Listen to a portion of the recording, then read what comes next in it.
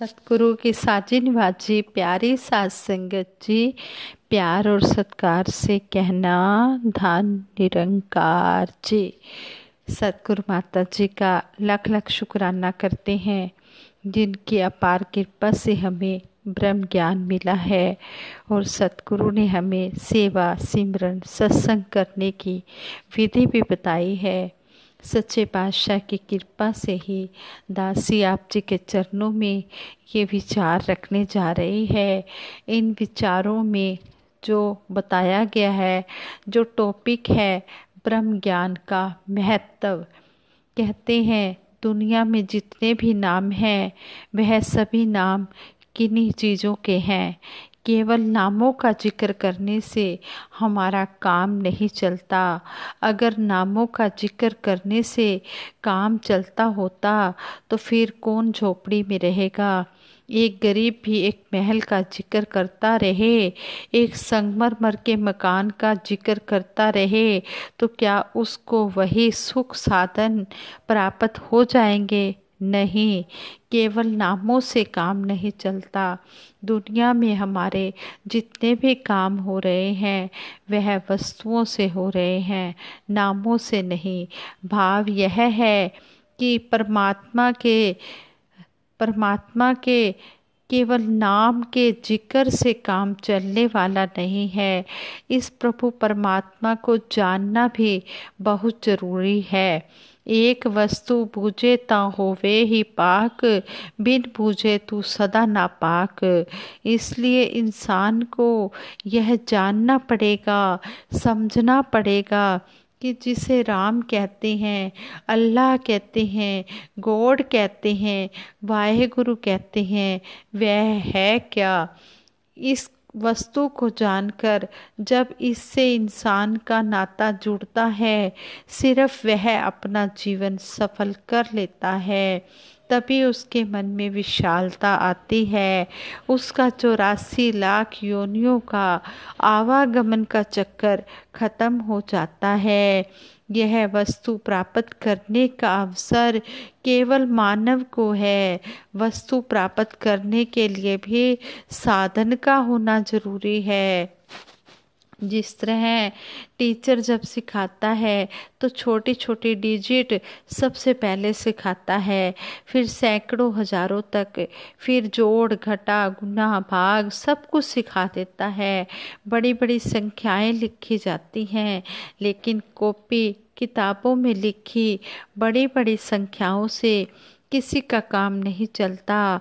हम सभी जानते हैं कि लिखी हुई बड़ी रकमें भी किसी के काम नहीं आती हैं, जबकि छोटी सी रकम 10 रुपये भी अगर हमारे पास है तो वह बड़े काम आ जाते हैं।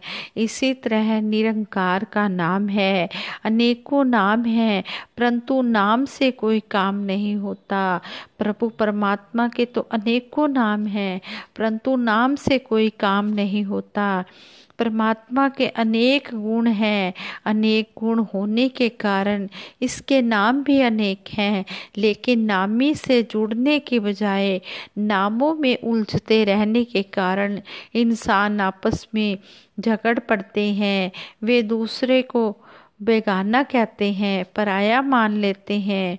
हरि के साथ, निरंकार के साथ जुड़ने का काम सबसे ज़्यादा महत्वपूर्ण है। इसके बारे में कहा गया है कि हे इंसान, सबसे पहले तूने यही जरूरी काम करना है। जो तू दूसरे कर्मों को जरूरी समझ रहा है, दूसरे कामों को जरूरी समझ रहा है, वे इससे ज़्यादा ज़रूरी हैं। इंसान भली भांति देखता है कि किसी के संसार से उठ जाने पर उसका कोई भी सांसारिक फर्ज निभा नहीं रह जाता। कोई न कोई रिश्तेदार उस फर्ज को निभा देता है, लेकिन आत्मा का जो परमात्मा से मिलन का काम है वह तो खुद ही करना होगा। यह किसी और के करने से होने वाला नहीं है। यह काम सबसे ज़रूरी है, इसलिए इस काम को सबसे पहले करना है। आज इंसान माया के पदार्थों में उलझा हुआ है, अभिमान करता है कि मैं बहुत विद्वान हूँ, मैंने बहुत पढ़ाई लिखाई कर ली है, मैंने बहुत फिलॉसफी पड़ी है। सोचता है कि शायद इसी से मेरा पार उतारा हो जाएगा, परंतु यह सिर्फ उसका भ्रम है, वहम है। जैसे कहते हैं, एक महापुरुष किसी गांव में प्रचार यात्रा पर गए। उपस्थित लोगों से पूछा, क्या तुम परमात्मा को जानते हो? किसी को परमात्मा का ज्ञान हासिल करना है। सब सामने अभिमान में भरे बैठे थे। वे कैसे कहें कि नहीं जानते, इसलिए उन्होंने बोल दिया कि हाँ, हम परमात्मा को जानते हैं। तो संत महापुरुष बोले, जब तुम परमात्मा को जानते हो तो ठीक है, फिर मेरे कहने की जरूरत नहीं। यह कहकर वे संत महात्मा वहाँ से चले गए।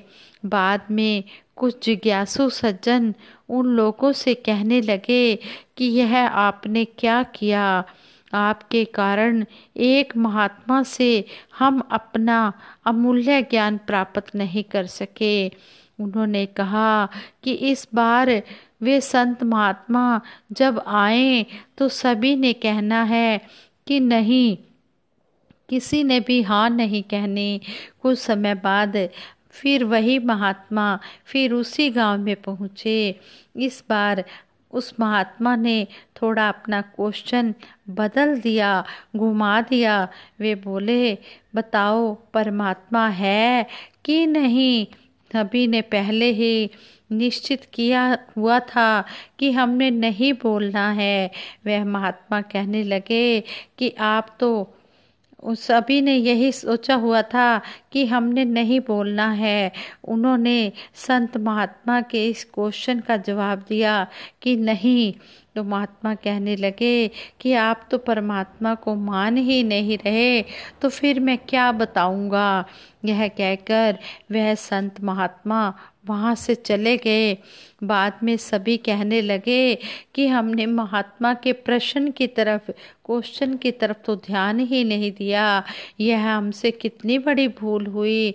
उन्होंने आपस में सलाह की कि इस बार जब संत महापुरुष आएंगे तो आधे कह देना हाँ और आधे कह देना नहीं।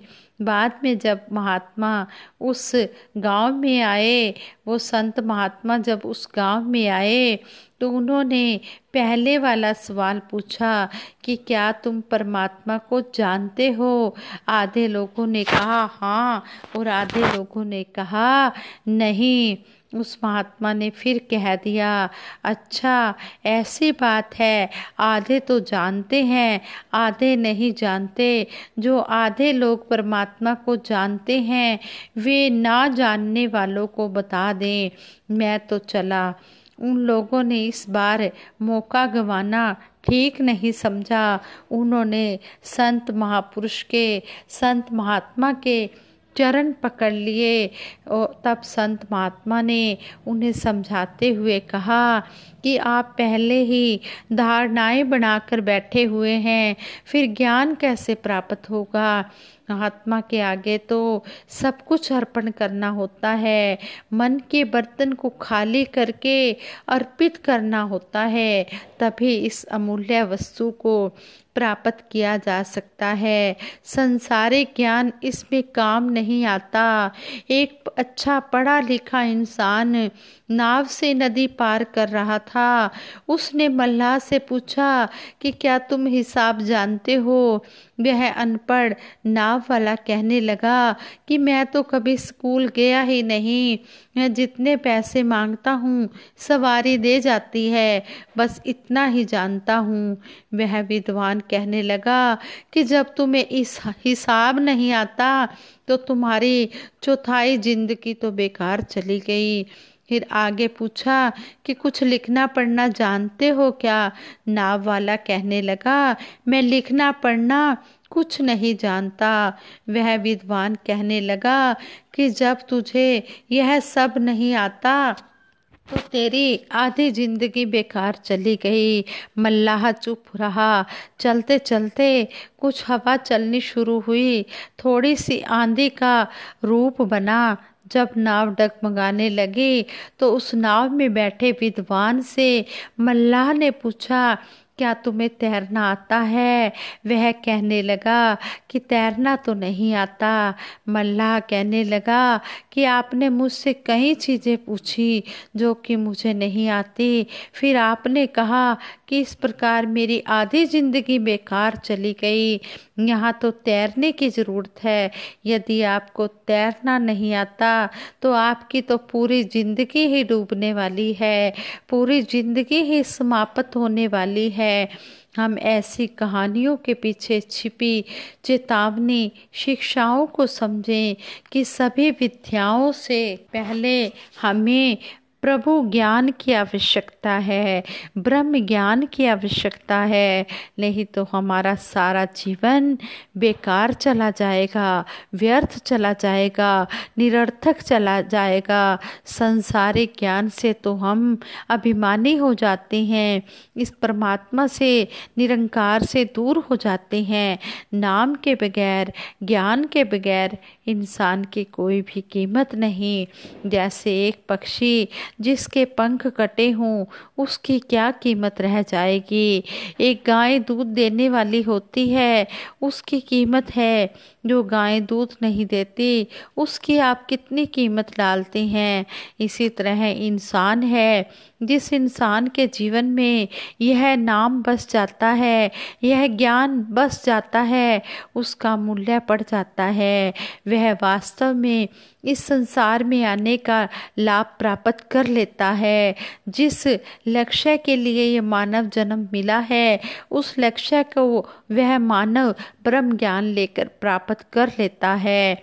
इस ज्ञान को जानने और जीवन में इसका व्यवहार करने से ही लाभ है। इसी से इंसान की कीमत है। यही सत्य वस्तु है। जीवन में इसी की कमाई करनी है। पर जिस चीज़ को बचना है उसको तो इंसान बचाता नहीं और सभी कुछ बचाने को फिरता है। इस मायावी संसारिक मायावी में ही विचरण रहता है और झूठी वस्तुओं के लिए इंसानों के साथ टकराता रहता है। जैसे एक कहानी भी हमें सुनने को पढ़ने को मिलती है। एक सेठ का महल है, महल में आग लगी है, नौकर चाकर भाग दौड़ रहे हैं, कह रहे हैं सेठ जी अपनी कीमती चीज़ें बताओ, हम उन्हें बचा लें, आग बड़ी तेज़ी से बढ़ रही है। सेठ ने एकदम कहा कि फलां कमरे में चले जाओ, वहाँ आपको एक तस्वीर दिखाई देगी। तस्वीर के पीछे एक तिजोरी बनी हुई है, उस तिजोरी में से आप मूल्यवान हीरे उठा लाओ। हीरे आ गए। फिर सेठ से पूछा कि अभी एक कमरा बचा हुआ है और कुछ ध्यान में हो तो बताओ। सेठ बोला उसमें बहुत कीमती सोने से मड़ा गलीचा पड़ा हुआ है, उस गलीचे को उठा लाओ। वह गलीचा भी उठाकर नौकर ले आए। थोड़ा समय बीता, सारा महल आग की लपेट में आ गया। अचानक एक नौकर ने सेठ जी से पूछ लिया, सेठ जी छोटे मालिक कहाँ हैं? सेठ जी को एकदम से ध्यान आ गया, उनका सांस रुक गया और कहने लगा कि जब आग लगी थी तो वह मेरे कमरे में सो रहा था। जब आग ठंडी हुई तो अंदर जाकर देखते हैं कि कमरे में उस लड़के की जली हुई लाश पड़ी है। सेठ रोने लगा कि सबसे कीमती वस्तु तो मेरा अपना बेटा था, जिसके लिए ये माया इकट्ठी की वही नहीं रहा। मैं बाकी चीज़ें बचाता रहा, लेकिन जिसको मैंने बचाना था उसकी तरफ तो मैंने ध्यान ही नहीं दिया। जिसके लिए मैं ये सब कुछ जोड़ता रहा, जिसके लिए धन इकट्ठा करता रहा, वह चीज़ ही चली गई। कहने का भाव कि मानव, यह तो तुझे मनुष्य जन्म मिला है, इस मनुष्य जन्म को जो चेतन सत्ता चला रही है, जिसको तू आत्मा कहता है, इस आत्मा को संवार ले। इस आत्मा के कारण ही तेरे शरीर की कीमत है। इस आत्मा को अगर नहीं संवारा, इसको अगर अंधकार में ही रखा, तो यह लोक भी बेकार गया और परलोक में भी यह जीवात्मा इसी तरह चक्कर में ही पड़ी रहेगी। इसका 84 का चक्कर ही बना रहेगा। इस चक्कर से बचने के लिए ही तुझे यह मनुष्य जन्म मिला है। इसलिए तू समय रहते अपनी इस आत्मा का पार उतारा कर ले। इस आत्मा की कीमत, ये शरीर की कीमत तभी तक है जब तक इसके अंदर आत्मा विराजमान है। जिस तरह कहते हैं कि सोने के गहनों का डिब्बा होता है, उस डिब्बे की संभाल तभी तक होती है जब तक उस डिब्बे में सोने के गहने होते हैं। जब सोने के गहने निकाल दिए जाते हैं तो उस डिब्बे की कोई कीमत नहीं रह जाती, फिर उसको इधर उधर कहीं पर भी फेंक देते हैं। इसी तरह इस शरीर की कीमत भी तभी तक है जब तक इस शरीर में ये आत्मा है। जब ये आत्मा निकल जाती है तो फिर कोई भी घर में रखने को तैयार नहीं होता। फिर घर के परिवार के मेंबर ही कहने लग जाते हैं कि जल्दी से इस शरीर को निकाल देते हैं, कहीं ये भूत प्रेत बनकर हमें चिपट ना जाए। इस तरह ये संसारिक जो रिश्ते होते हैं ये भी सब स्वार्थ के होते हैं, कोई भी रखने को तैयार नहीं होता। इसलिए संत महात्मा हमें समझाते हैं कि समय रहते हम इस आत्मा का पार उतारा कर लें, इस आत्मा को इस परम पिता परमात्मा से मिला दें, इस आत्मा के जन्म के बंधनों को काट दें, इस आत्मा को संवार ले। महापुरुष हर समय हमें यही चेतावनी देते हैं कि हे इंसान, काल के आने से पहले ही अपना जीवन संवार ले। यह जो काल है यह बताकर नहीं आता, लेकिन इंसान कल पर छोड़ता है। आओ सजा ले आज को, कल का पता नहीं। कल को तो छोड़िए जनाब, पल का पता नहीं। एक श्वास हमारा आ रहा है, दूसरा श्वास आना भी है या नहीं आना, ये भी हमें नहीं पता। इसलिए इंसान तो कभी भी अभिमान मत कर, सतगुरु की शरण में आकर एक बार झुक जा। एक बार शरण में झुक जाएगा, ये सतगुरु तुझे ये ब्रह्म ज्ञान दे देगा, ये ब्रह्म ज्ञान रूपी दात दे देगा और तेरे जन्म मरण के बंधनों को काट देगा। और जो मनुष्य जन्म का लक्ष्य है वो तेरा पूरा हो जाएगा। अगर इंसान सोचता है कि आज नहीं तो कल मैं भक्ति कर लूँगा, बुजुर्ग होकर भक्ति शुरू करूँगा, अभी तो जवानी के दिन है, हंसले खेलने के दिन है, मौज मनाने के दिन है, लेकिन इंसान को अगले पल का भी भरोसा नहीं होता। इंसान किसी काम को कल पर नहीं छोड़ना चाहता।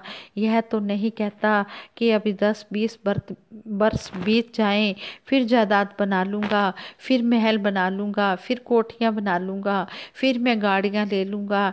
नहीं, इस काम के लिए तो कहता है कि नहीं, ये तो अभी बनानी है, ये मायावी पदार्थ तो अभी इकट्ठे करनी है। वे क्यों नहीं आगे के लिए छोड़ता?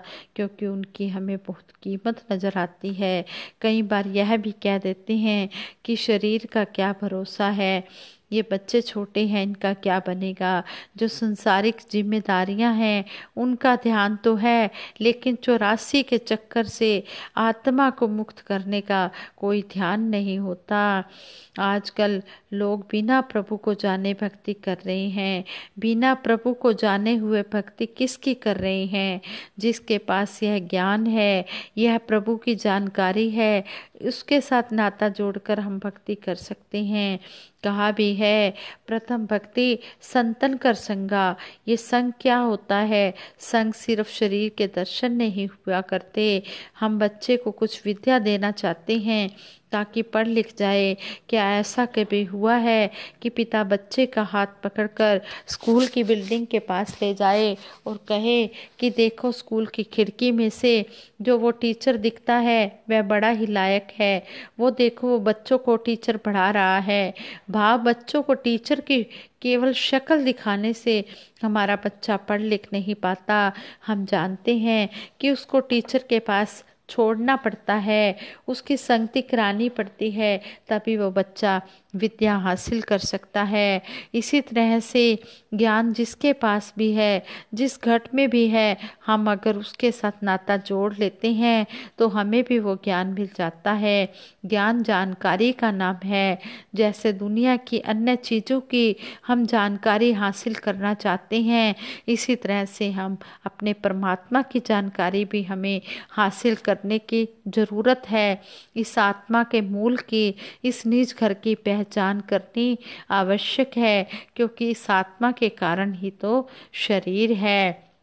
इसलिए हम अपना ये जो जन्म, हमें इतना अच्छा जन्म मिला है, मानव जन्म, इसकी हम कदर करें।